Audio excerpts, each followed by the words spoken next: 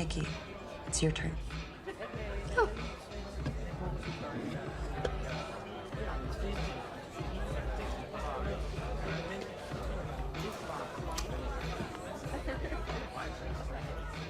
The air was charged by the distant call of a night bird.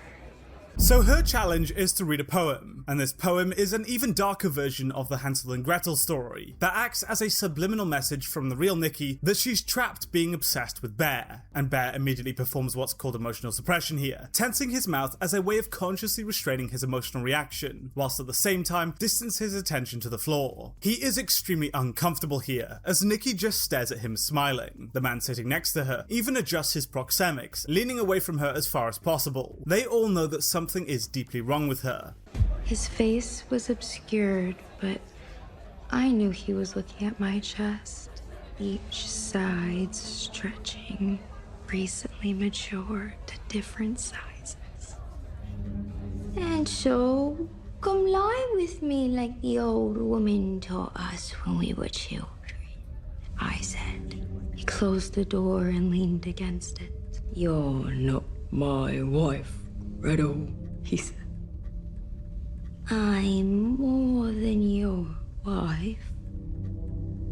I'm your sister. Hansel flinched and reached for the door handle. I knew he would not leave this place. He would relent and choose to be inside me like he had many nights before.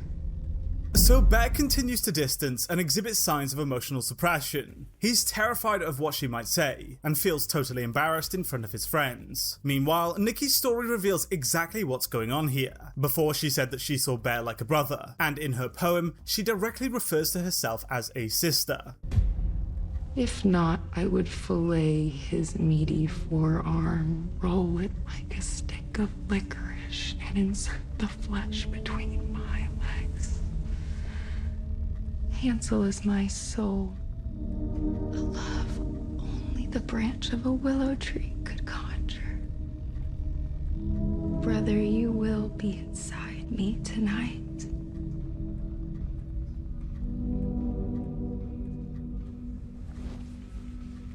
New book I'm working on. I don't have to drink. So again, Nikki directly refers to Bear as her brother, and her nonverbals are completely incongruent here. She speaks perfectly and performs multiple accents without any signs of sympathetic arousal or performance anxiety, yet the moment she sits down, her behaviour completely changes. She exhales slowly as a method of parasympathetic downregulation, and immediately rubs her thighs, which is a pacifying behaviour, used to again downregulate her arousal. Whatever entity or force is controlling her has no idea how to imitate the real fluidity of human behaviour. Also, her voice appears to change as she's delivering the poem, just as it does when the entity makes itself more present.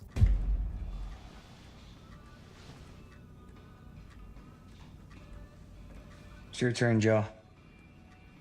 Switched spots with Baron, so it's his turn now. Oh shit. Okay.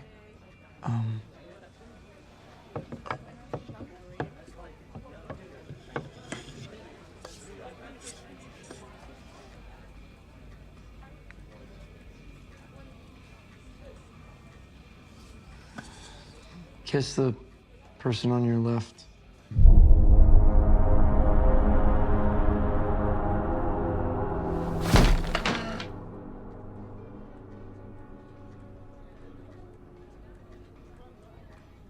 Sorry to interrupt, but I have a new Discord, so if you'd like to hang out with me, then please click the link in the comment section. So it's super subtle, but the moment Bear reads the block, he immediately has his defense mechanism triggered. We can tell this because his mouth immediately opens to accommodate his increase in respiration rate, as his brain prepares his body to defend itself. And again, he expresses emotional suppression by tensing his mouth and performing a lip press before reading what it says. He knows full well that Nikki is not going to like it.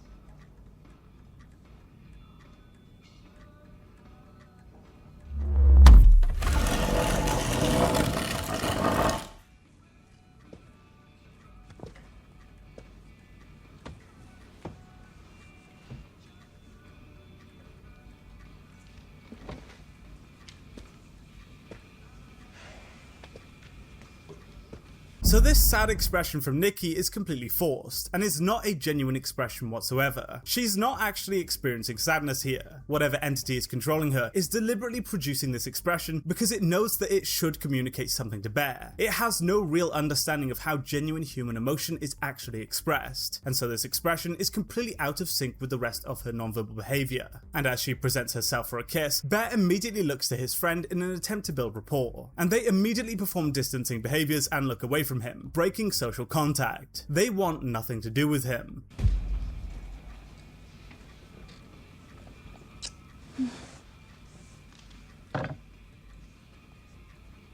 No one on this earth will ever comprehend what it feels like to love someone as much as I love you. And everyone in this room will die, never feeling the strength of connection I have felt with my bear.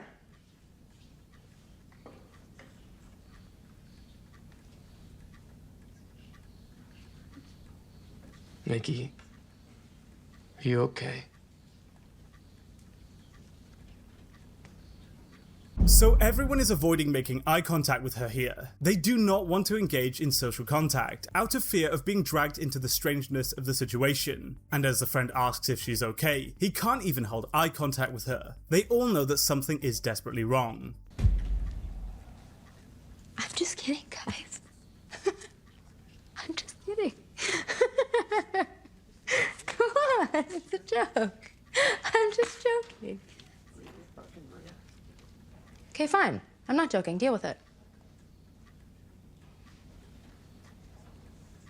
Anybody want any Jello shots? I'll take one. Thank you, Reggie. Yep, cool. Any other takers? So the moment real Nikki regains control, she immediately enters what's called a startle response. Her respiration rate spikes instantly, and she drops to the floor. And this response is an immediate reaction to extreme stress that bypasses higher cortical processing, and is instead mediated by the pontine reticulus nucleus in the brainstem, reducing processing time to roughly 30 to 50 milliseconds. It's why she falls to the floor, as there's simply not enough time for her brain to calculate balance, as it happens so fast. To enter such an extreme response shows the torture Nikki must be feeling. It's not me! It's not me!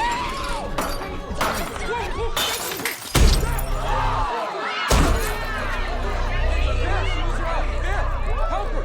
No, you gotta get her to the hospital. I'm so sorry. Just stand still for a second. Bear, are you fucking listening to me? Get up! Let's go! Get up, asshole!